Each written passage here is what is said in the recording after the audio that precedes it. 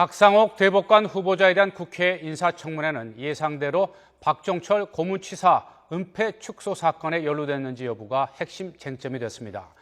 야당은 당시 검찰의 은폐 축소 수사에 박 후보자도 책임이 있다고 추궁을 하자 박 후보자는 검사로서 최선을 다한 수사였다고 반박했습니다.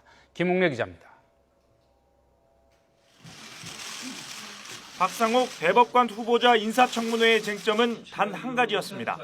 박종철 고문치사 사건의 은폐 축소 의혹에 연루돼 있는지 여부였는데 야당은 초반부터 책임을 추궁하며 박 후보자를 압박했습니다. 스스로 책임을 방기했다면 비겁한 것이고요. 추가 가해자의 존재 여부를 몰랐다면, 은폐 축소 의혹조차 몰랐다면 무능한 검사였습니다. 공범이 3명 더 있다는 걸 알게 됐음에도 불구하고 수사를 하지 않았어요. 정의권 전국 사재단 신부님들에 의해서 폭로가 되니까 그때서야 수사하신 거 아닙니까? 박 후보자는 자세를 낮추면서도 제기된 의혹에 대해서는 적극적으로 반박했습니다.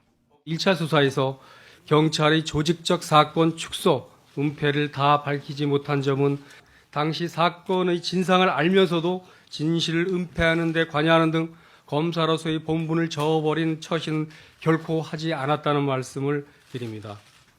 여당은 당시 수사팀의 공로를 강조하며 후보자 엄호에 나섰고 경찰의 집요한 은폐 공작에 우리 검사들이 그거를 해결해냈다. 이런 부분은 평가받아야 된다 이렇게 생각하는데 우리 후보자 어떻게 생각하십니까? 사건 당시 주인 검사였던 안상수 창원시장도 증인으로 출석해 박 후보자를 거들었습니다.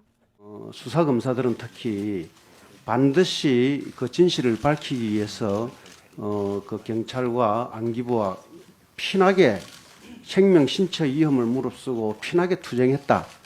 고문치사 혐의가 확정돼 실형을 살고 나온 경찰관도 얼굴을 가린 채 증언석에 앉아 당시 경찰의 철저한 은폐 정황을 설명했습니다. 자기가 안고 가는 식으로 그런 형식이 되었습니다. 그래서 그 외의 사람들은 뭐 흔적도 없고 증거도 없었고 뭐 어느 검사님이 오시더라도 밝힐 수 없고 그때 다 입을 다물고 있었습니다.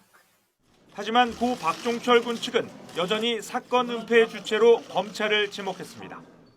어쩔 수 없는 상황에서 최선을 다했다가 아니고 정의롭지 못한 검찰 조직이었기 때문에 그와 같은 사건이 지속되었고 엄혹했던 군사정권 시절에 발생해 민주화 항쟁의 도화선이 됐던 고 박종철 군 고문치사 사건. 지난 2009년 진실 화해를 위한 과거사 정리위원회 조사로 일단락되는 듯 했지만 박상옥 대법관 후보자의 인사청문회를 계기로 또다시 논란이 되고 있습니다. YTN 김웅래입니다.